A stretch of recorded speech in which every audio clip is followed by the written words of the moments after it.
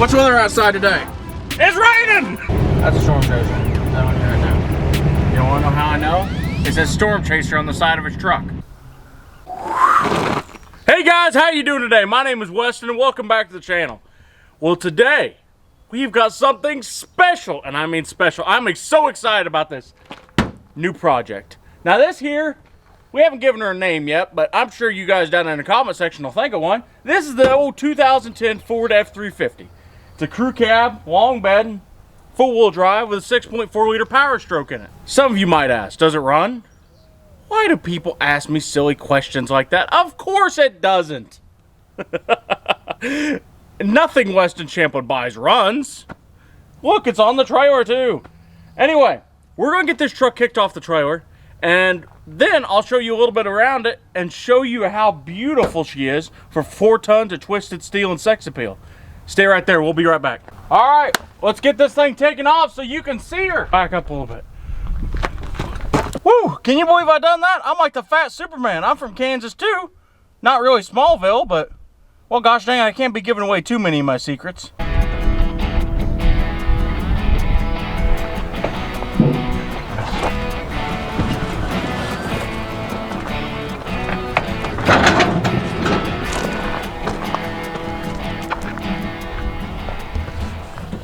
That truck is super nice. Well guys, since it's off the trailer, I guess I better show you the beating heart of this powerful pickup. Now guys, we've got to sneak up on the 6.4 quietly. We want to catch her in her natural element.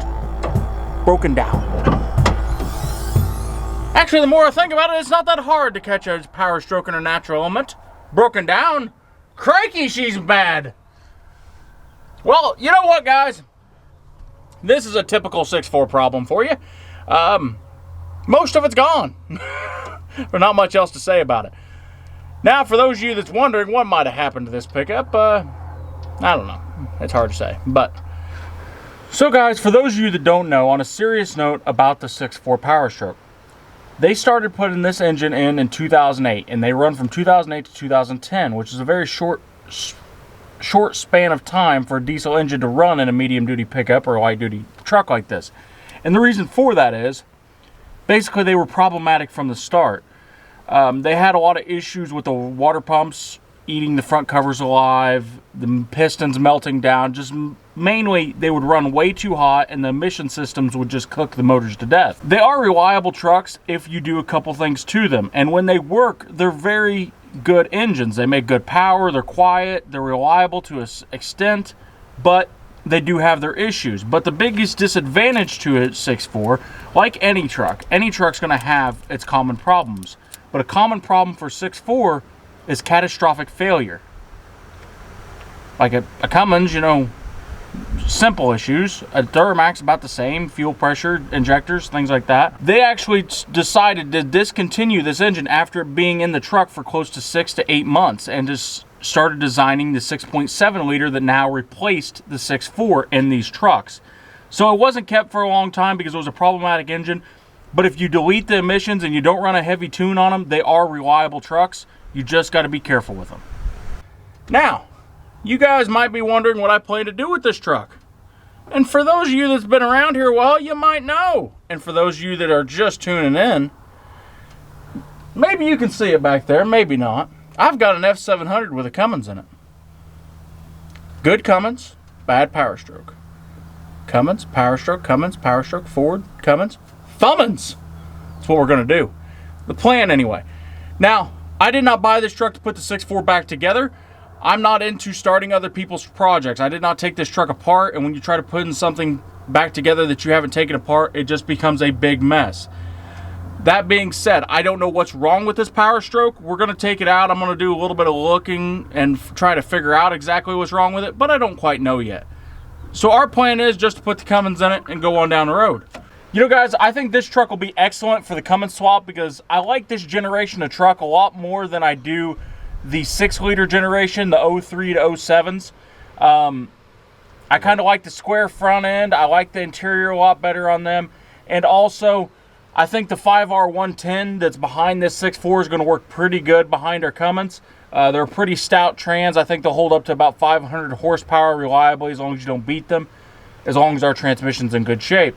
Now, the other nice thing I like is you can raise the hood, and when you raise the hood, the grill comes with it. It's nice to blow out the radiators, especially where we are out here on the farm. These things get full of stuff all the time. It's easy just to blow them out, and they're right here where you can get to them real easy. Be big enough radiator. Since this was a 6.4, this will be a big enough radiator and intercooler that we can hook all of this into the Cummins engine, and it should work perfectly. Now, that being said, now the next best thing about this is we're going to take you guys along for the ride and show you how we're going to put a Cummins into this truck. If that sounds like something you guys would be interested in seeing, you better hit that subscribe button, because I'd hate for you to miss any of the upcoming videos, because we're going to take you through step-by-step process on how we're going to put this thing in here, and then you'll see the finished product, and I don't know, maybe we'll do something neat with it after we're done with it. Alright guys, well I think that kind of covers the mechanical portion of the truck. Let's lower the hood and we'll take you around the truck and you can see the rest of it. Alright, starting off at the front corner of this beautiful Fummins, or soon to be. The only issue really with the body is right here where somebody had some fender flares on it and it rubbed against the paint. Besides that, the body is completely 100% slick. Now, we got our big old tow mirrors so we can pull our big old 53-foot trailers, or 15-foot garden trailers, one or the other. But just look at this. I mean, this truck's a 2010. But this truck is a very, very nice truck. It's gorgeous in here. The leather's held up really well. The carpet's in good shape. The dash isn't cracked. There's nothing wrong with it. Yeah, even look at the carpet. I don't know what this stuff is. It's like a, I don't know. It's like a clear floor mat. I've never seen that stuff before, but I really like it. The carpet's perfect underneath. And then the best part about it, the back seat. Because, you know, fellers, that's the thing we like the best, the back seat. Look at it. Well, it's kind of got a couple parts back there, but we love parts. I'm going to start pulling them parts off here in a minute and pull them out here and see exactly what we got and see what parts we do have. Then we'll come back to that in a minute, but I'll take you guys the rest of the way around the truck. But there is no hail damage on it. All the doors shut good. The bed's in good shape. It's not beat up. Another nice thing about this truck is it's got a 5-inch JAMO exhaust all the way back that we can take and hook our Cummins downpipe up to, and we can use it for our Cummins swap. So that will be another advantage on it. We won't have to buy another exhaust. It does need a tip though. Somebody did steal the tip off of it, but we can put another tip on it pretty easily. It's a really nice exhaust system. All we'll have to do is just figure out how to hook it up to the Cummins. It's a pretty fancy truck, but it's got a backup camera. It's got the rear park assist. Anyway, you look underneath here, the bed's in good shape. There's a little bit of paint taken off from that bed liner shaking around in there, but it's all in pretty good shape. You know, besides that thing right around the wheels where the fender flares were, I can't find a thing wrong with the body on this truck.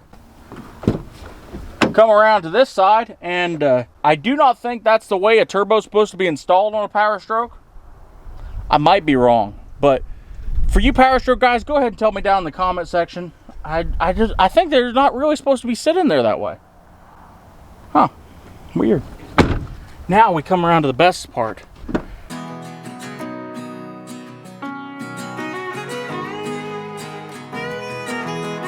I just couldn't resist. It's so beautiful in here. Well guys, as you can see, this truck is in really good shape. I think she's going to be an excellent candidate for the Cummins swap. The interior is in great shape and it's got a lot of potential. Well, I guess it's time to start pulling the parts out and see exactly what we got. I sure hope the injectors and the valve train and stuff's back here. I didn't see them, but we'll see. I haven't looked yet. Now guys, we don't have plans to rebuild this engine by any means, but the parts for a 6.4 liter Powerstroke are massively expensive. Navistar's still got their hand in getting the parts out on that deal. Got their hand in the cookie jar and they've grabbed all the cookies by the nuts. So if you got a 6.4, you're anyway. That being said, these turbos and stuff that are back here, if they're in good shape, they're worth some money. So the first things we're going to start pulling out is a really expensive part. That's airbox. You know, it's got an airbox. We'll probably try to use this with the Cummins. I'd like to keep the factory airbox. That's expertly stored and expertly cataloged right there. And this here is the turbo. I think this is the small turbo.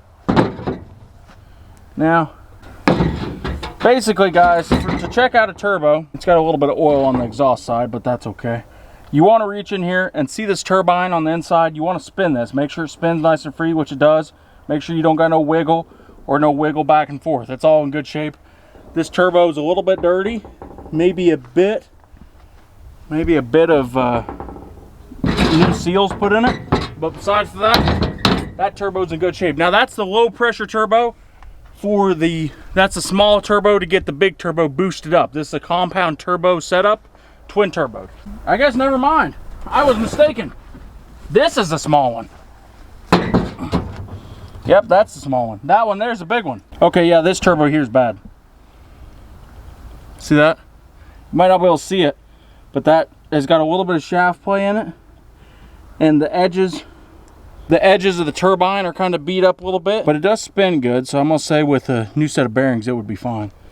The turbine looks fine. Now that little low pressure turbo might be fine. It might just be the smaller turbo's got a little bit more wear on it, you know what I mean? Got our heat shields for the turbo. Them are high dollar. I had to buy one of them for a 6.4 one time. Fender liners, we're going to keep these. These are going to go back in the truck. Both sides, passenger side and drivers. This is brand new. I know where this truck was at. Okay, never mind. That's the base plate for the fuel filter. Okay, that's a brand new part there. That's just been opened. Here is, ooh, it's still got some fuel in it. The fuel filter housing, along with the fuel lines with the banjo fittings. Here are the kind of the middle valve covers, is what I like to call them. I don't know what people call them, but it's basically, this goes on top of the head, and then this is all your plugins for your electrical connectors. And then your valve cover goes on top of that. Is our crossover pipe for our turbos, along with, I believe this is a fuel cooler. Yep, that's exactly what that is. So this crossover pipe here, these are very expensive. I remember having to buy these one of these back in the day, and I had to spend a lot of money on this. But basically what this does is takes the pressure from that little turbo and pushes it over into the big turbo, and then the big turbo spools up and builds boost. That way there's no turbo lag.